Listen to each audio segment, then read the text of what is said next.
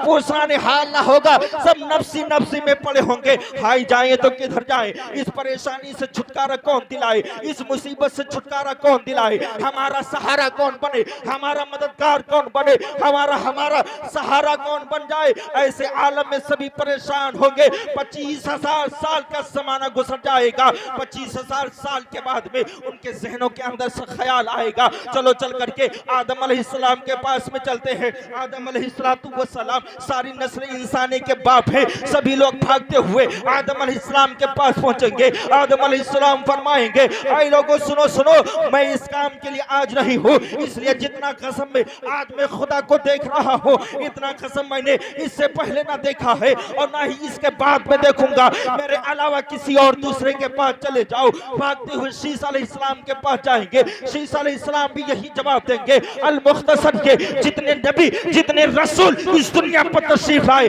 सबके पास में सारे इंसान भागते हुए जाएंगे। जब ईसा अलैहिस्सलाम के पास पहुंचेंगे, ईसा अलैहिस्सलाम कहेंगे, मैं भी ये काम नहीं कर सकता हूँ, इसलिए जितना कसम में आज मैं खुदा को देख रहा हूँ, इतना कसम इससे पहले नहीं देखा है। तो सभी लोग परेशान होकर के कहेंगे, आखिर जाए तो किसके पास जाए। आदम अलैहिस्सलाम से लेकर के जितने नबी रसूल आए हैं, सबके पास में जा चुके, लेकिन कोई मदद करने के लिए तैयार नहीं, कोई सहारा बनने के लिए तैयार नहीं है। हम जाएं तो किसके पास जाए, किसका वसीला तलाश करें, किससे फरियादें करें जो हमारी फरियादों को सुन सके, जो हमारी शफाअत करा सके, जो हमारे ऊपर रहम कर सके। तो ईसा अलैहिस्सलाम फरमाएंगे, ऐ लोगों, तुम्हें अगर शफाअत चाहिए तो किसी और के पास ना जाओ, बल्कि अहमद मुख्तार के पास चले जाओ, मदीने वाले ताजदार के पास चले जाओ, रसूल हाशमी के पास चले जाओ, हसनैन करीमैन के नाना के पास चले जाओ, मुहम्मदुर रसूलुल्लाह के पास चले जाओ।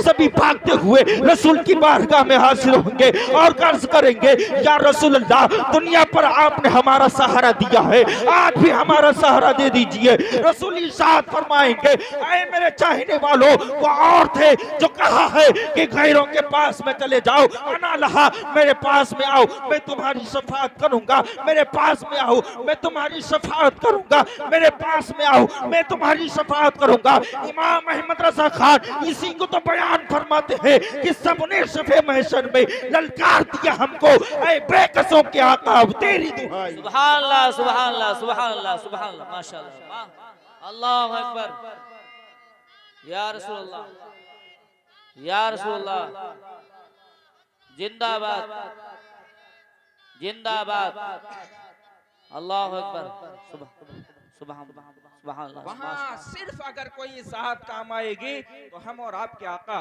मोहम्मद अरबी सल्लल्लाहु अलैहि वसल्लम की ज़ात काम आएगी। ऐ प्यारे मुसलमान भाइयों, रसूल कायनात सल्लल्लाहु अलैहि वसल्लम की रज़ा हासिल कर लो, आखिरत को याद करो, कब्र को याद कर लो।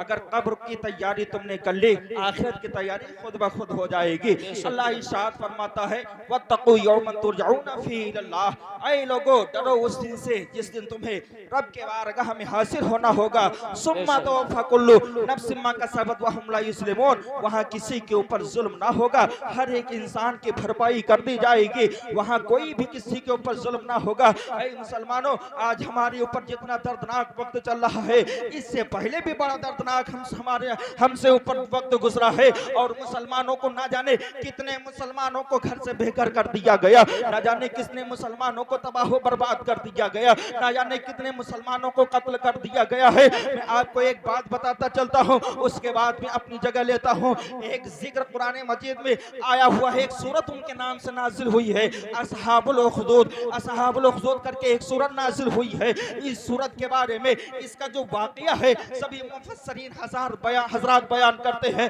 कि कौन है यह असहाबुल उखदूद, कौन है, इसके बारे में किसी को पता नहीं है। अलबत्ता एक तफसीर एक अल्लामा बयान करते हैं, उनका वाक़या तो इस तरीके से है, ये नहीं पता है कि किस जमाने के रहने वाले हैं, ये नहीं पता कब के रहने वाले हैं। अलबत्ता इतना उनके बारे में जरूर लिखा हुआ है कि असहाबुल उखदूद का वाक़या इस तरीके से है कि एक बादशाह, बहुत बड़ा बादशाह था, बादशाह होने के बाद में वो अपने आप को अपने खुदा कहलवा रहा था, अपने रियाया से कह रहा था, ऐ मेरी रियाया, मैं तुम्हारा खुदा हूँ, तुम मुझे सजदा किया करो, मेरी बारगाह में सरबत सुजूद रहा करो, मुझसे अपनी फरियादें मांगा करो, मुझसे इल्तिजाएं किया करो, मैं तुम्हारी इल्तिजाएं कबूल कबूल करूंगा, मैं तुम्हारी फरियादें पूरी करूंगा। पूरी रियाया बादशाह को सजदा कर रही थी, पूरी रियाया बादशाह के सामने अपने सरों को झुका रही थी। लेकिन उस हर दौर में एक अल्लाह का वली हुआ करता है, हर दौर में अल्लाह का पैगाम पहुंचाने वाला एक बंदा हुआ करता है। उसी बादशाह की बादशाहत में एक अल्लाह का वली भी था। बादशाह के पास में एक जादूगर रहा करता था। जादूगर बड़ा ही कमजोर जब हो जाता है तो जादूगर ने बादशाह से कहा, अरे बादशाह सलामत, सुनो सुनो, मेरी बुजुर्गी आ चुकी है, ना जाने किस वक्त मेरा इंतकाल हो जाए, ना जाने किस वक्त मैं मर जाऊं। किसी ऐसे बच्चे का इंतखाब कर दिया जाए कि उस बच्चे को मैं जादू सिखा सकूं और वह बच्चा फिर मेरा जादू सीखने के बाद में तुम्हारे काम आएगा। बादशाह ने एक बच्चे का इंतजाम कर दिया। अब बच्चा बादशाह के पास जाता, जादू सीखता और वक्त होता यानी शाम को अपने घर चला जाया करता था। जब उसके बादशाह के रास्ते में एक राही पड़ा करता था जो मुसलमान राही था, जो अल्लाह का मानने वाला था, खुदा की बारगाह में सर्वसुजूद होने वाला था। उस राहिब ने उस बच्चे को जब देखा, बच्चे को रोज देखा और देखने के बाद में उस बच्चे को अपने पास में बुलाना शुरू कर देता है। अब बच्चा राहिब के पास में बैठना शुरू कर दिया। अब राहिब की बातें समझने लगता है। जब राहिब की बातें वो समझ रहा था, उसके दिल के अंदर ईमान की मोहब्बत जागती उठती है, उसके दिल के अंदर ईमान की मोहब्बत जागती है, उसके दिल के अंदर खुदा की मोहब्बत जागती है। उसने कहा, मैं तुम्हारा कलमा पढ़ूंगा, मैं तुम्हारे दीन में शामिल होना चाहता हूँ। उसने अपने वो राहिब के मज़हब में शामिल हो जाता है। एक दिन वो अपने घर से आ रहा था कि रास्ते में एक बहुत बड़ा जानवर रास्ता रोक लेता है। लोगों के आने जाने का रास्ता रुक गया, लोग इधर उधर जा नहीं पा रहे थे, परेशान थे। कोई अपने घर को नहीं पहुंच रहा था, कोई अपने काम को नहीं पहुंच रहा था। उस बच्चे ने देखा कि इतना बड़ा जानवर है जो रास्ता रोके हुए है, इसको हटाया जाए। छोटा सा पत्थर उठाता है और उठाने के बाद में कहता है, आए मेरे परवरदिगार आलम, अगर राहिब का मजहब सच्चा है तो इसे पत्थर से इस बड़े जानवर का खात्मा कर दे। और इतना कहने के बाद में उसने रब से दुआएं की थी और उस बड़े जानवर को मारा था। एक छोटे से पत्थर से वो जानवर हिलाक हो जाता है। वो राहिब के पास में पहुंचा और पहुंचने के बाद में सारा किस्सा बयान करता है। राहिब ने कहा, अनकरीब तुझसे इम्तिहान लिया जाएगा, अनकरीब तुझसे सवाल किया जाएगा, लेकिन ऐ मेरे बच्चे, हर वक्त के ऊपर तू सब्र करना। कोई परेशानी आई सब्र करना, कोई मुसीबत आए सब्र करना, सब्र के दामन को मत छोड़ना। लेकिन जब बादशाह के सामने पहुंचा तो मेरी नसीहत ये भी याद रखना कि तो बादशाह के सामने पहुंचने के बाद में तो मेरा नाम भी मत लेगा, तो मेरा नाम नहीं लेगा, मेरा नाम तो नहीं ले सकता। नारे तकबीर, नारे रिसालत, या रसूलल्लाह। नारे तकबीर, नारे रिसालत, नारे रिसालत, मसलके आला हजरत उलमाए अहले सुन्नत शायर इस्लाम फहीम अख्तर साहब क़िबला बरेली शरीफ। नारे तकबीर, नारे रिसालत।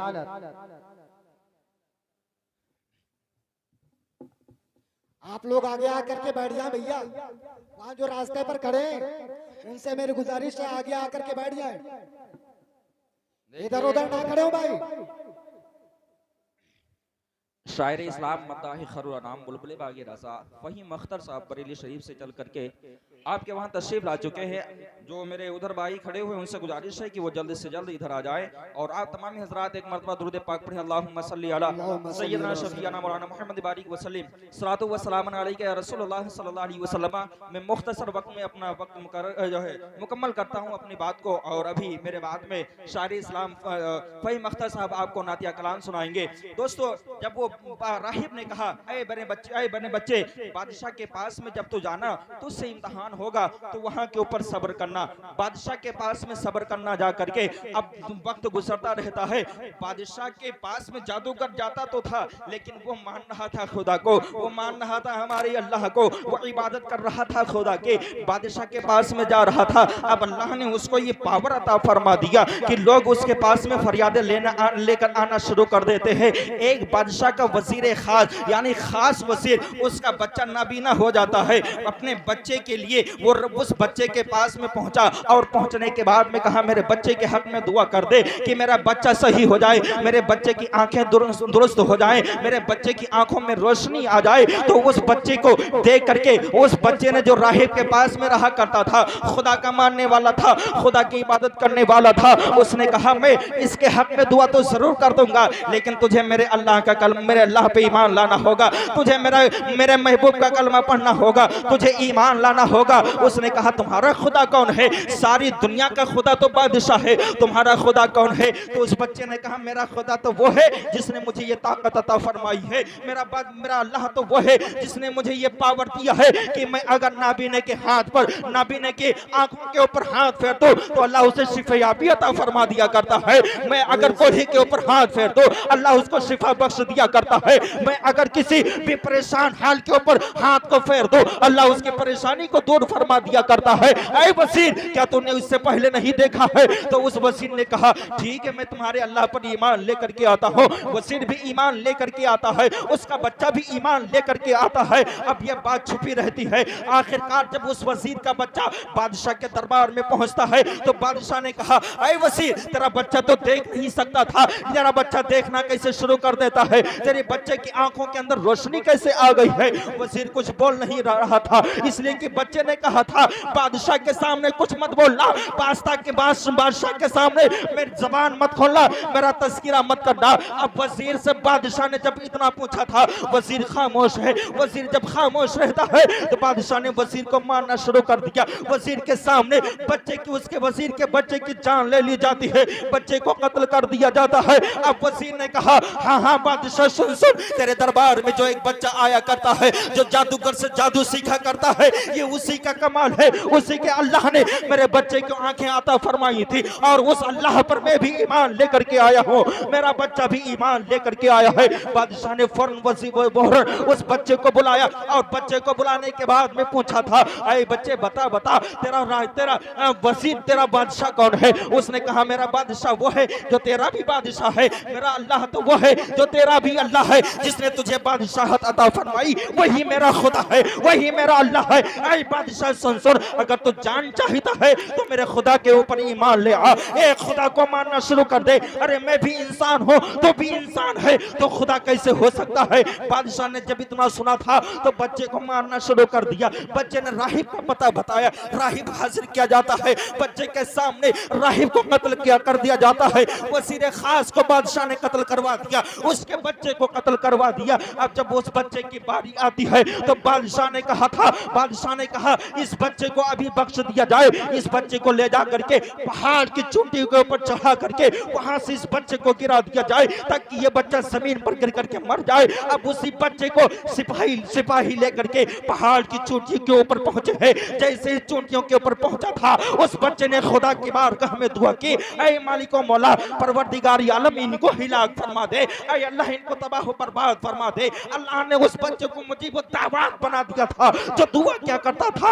अल्लाह उस दुआ को कबूल फरमाता। सारे सिपाही पहाड़ से नीचे गुजरते हैं और मर जाते हैं। बादशाह के सामने फिर बच्चा आकर के खड़ा हो जाता है। जब बादशाह के सामने बच्चा आकर के खड़ा होता है तो बादशाह ने कहा जाओ जा करके इसको समंदर के हवाले कर दो। अब बच्चे को बादशाह के सिपाही समंदर के हवाले करते हैं। बच्चे ने वहां भी दुआ की थी और वो सारे सिपाही गर्क हो जाते हैं। फिर सामने बच्चा खड़ा है। बादशाह ने कहा मैं तुझे मारना चाहता हूं, तो मर क्यों नहीं रहा है? आखिर तुम मरेगा कैसे मरेगा? तेरा इंतकाल होगा तो कैसे इंतकाल होगा? तो बादशाह से उस बच्चे ने कहा था मुझे तो अगर मारना ही चाहता है तो सिर्फ एक ही रास्ता है, बीच चौराहे के ऊपर मुझे फांसी के तख्ते के ऊपर लटका दे, और जब तुम मेरी जान लेना चाहता है तो बिस्मिल्लाह पढ़ करके मेरी जान लेगा तब मेरी जान निकल सकती है। बीच चौराहे के ऊपर उस बच्चे को फांसी के तख्ते के ऊपर लटाया जाता है और जब बिस्मिल्लाह पढ़ करके उस बच्चे को फांसी दी जाती है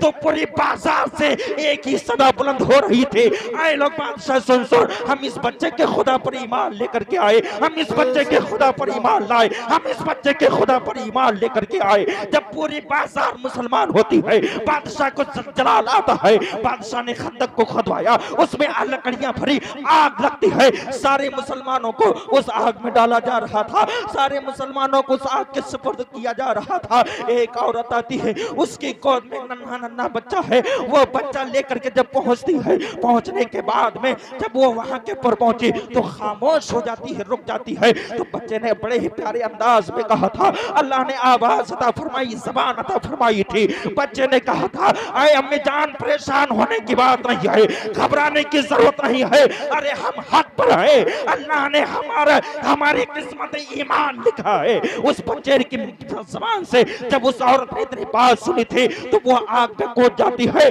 और फिर उस आग ने जितने वहां के ऊपर वजीर और बादशाह बैठे हुए थे उनको अपने लपेट में ले लेता है। और इसी को अल्लाह रब्बुल इज्जत ने असहाबुल उखदूद करके कुरान मजीद के अंदर एक सूरत नाजिल फरमा दी है। भाई मेरे मुसलमान भाइयों, अल्लाह की इबादत करो, अल्लाह के अलावा किसी को ना मानो और खुदा से डरते रहो, रसूल से सच्ची मोहब्बत करो, इसलिए कि मोहम्मद से वफा तूने तो हम तेरे हैं, ये जहां चीज है क्या लो कलम तेरे हैं।